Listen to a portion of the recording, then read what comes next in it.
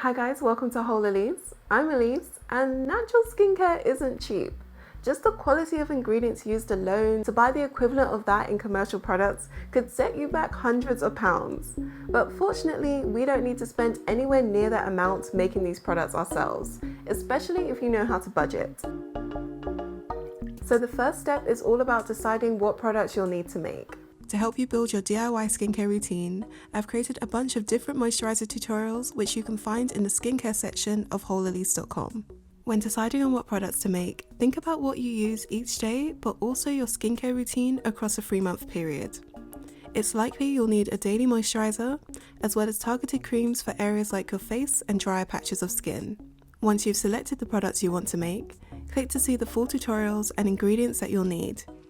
Each recipe has different ingredients, and that can lead us to having to spend more money. However, one of the many pros to making your own skincare is that you can easily change the ingredients to make it more budget friendly. For me, I'm going to need an everyday body lotion. I have dry skin, so I'm going to be using my oat lotion recipe. It's still kind of cold outside, so I like having a more intensive moisturizer on hand, so I'll also be making a whipped body butter. I'll also be making my winter face cream, but I do also have a lighter facial moisturizer if you want that option.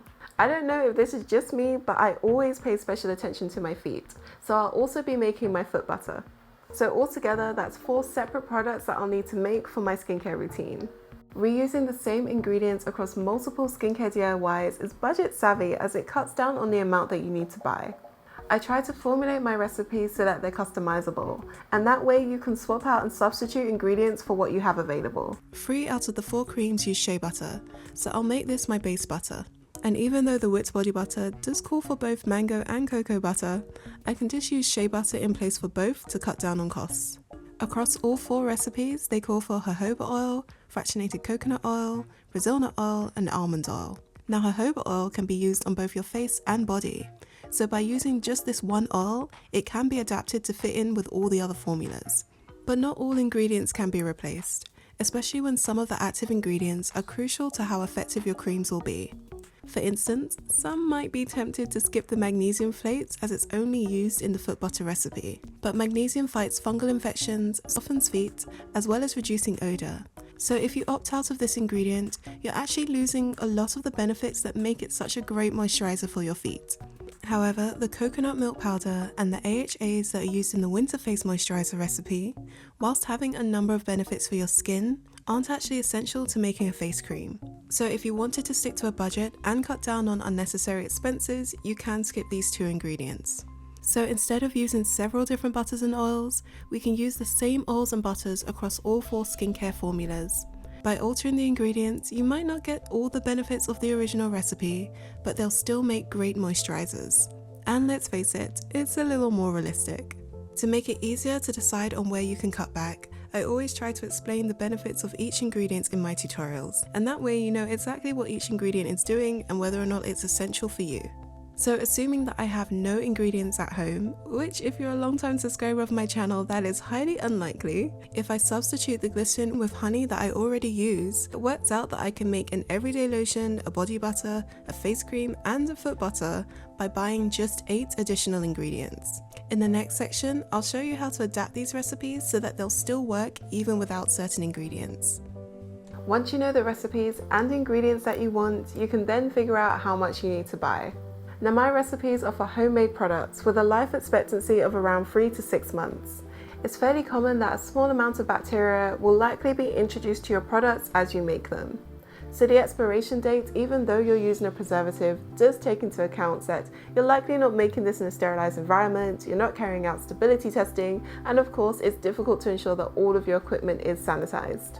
How much moisturizer you'll need to last for 3 months will depend on person to person. But for me, as a guide, I'll need to make about 1 kilogram of body lotion, because this gets used on a daily basis and covers the most surface area. Around 300 grams of face cream, again this is used daily, but it only covers a small area. Only around 250 grams of whipped body butter. I do use this less frequently as it's getting warmer, plus a small amount goes a long way. And finally, about 200 grams of foot butter. If this is for a family, or it's likely others will use your products when you're not looking, you'll need to adjust the quantities. To make things easier, I've created a formula calculator that does all the hard work for you. Under the ingredients and method of a DIY, you'll see a link to its custom formula calculator. When you click it, the ingredients, weight, and percentage amounts are listed in the formula. This lets you enter in the amount that you want to make, and it will automatically scale the formula to show you how much of each ingredient you'll need. You can also leave out certain ingredients so that you can customize each recipe to what you have available. So to make 3 months worth of winter face moisturizer, all we'll need to do is enter in the 300 gram amount at the top. And for all my US cousins, I have included the option to see this in ounces. Now I know this is probably falling on deaf ears, but you really should try to switch to grams. Then we can move on to adjusting the formula. The ingredients are separated into phases: water, oil, and the cool down. See my How to Make Lotions Like a Pro tutorial to understand more about why the formulas are categorized like this. Because I'm going to use shea butter and jojoba oil across all my products, we don't need to change these ingredients. But to limit the cost, we are going to leave out the active ingredient AHA. All you'll need to do is change this to 0. Now you can see that it also calls for coconut milk powder. You could choose to leave this ingredient out altogether, but as I mentioned in the video, you can actually substitute coconut milk powder with colloidal oatmeal, keeping it at the same 1%, which works out really well because we're already using colloidal oatmeal to make our oat body lotion. Some of my older videos use Lucidol Liquid SF as the preservative. Now I've since changed to using another natural preservative that I find to be more reliable, so the formulas on my website always contain the updated version. Once you've made your changes, the calculator will automatically update to show you how much of each ingredient you'll need. We can then use this to determine how much of each ingredient we'll need to buy. Even with the finest ingredients, homemade skincare is still far more affordable. It's always helpful to see figures when you're working out how much you'll need to budget to make your own natural skincare. So to make all 4 products, I'll need 403 grams of shea butter, 291 grams of jojoba oil, 77 grams of emulsifying wax, 28 grams of magnesium, 15 grams of preservative, 17.5 grams of vitamin E oil, 13 grams of colloidal oatmeal, and 18.5 grams of cetyl alcohol. Now no one in their right mind is going to let you buy 17.5 grams of vitamin E oil, so the price is adjusted to the closest amount that you can actually purchase. Prices will vary depending on the quality and where you buy your ingredients from, but this was my cost breakdown. The total cost for all of the ingredients to make 3 months worth of skincare is £60.86, or around $83.96, which works out to be a budget-friendly £20 a month. But in my book, the peace of mind of knowing exactly what goes into your skincare is priceless.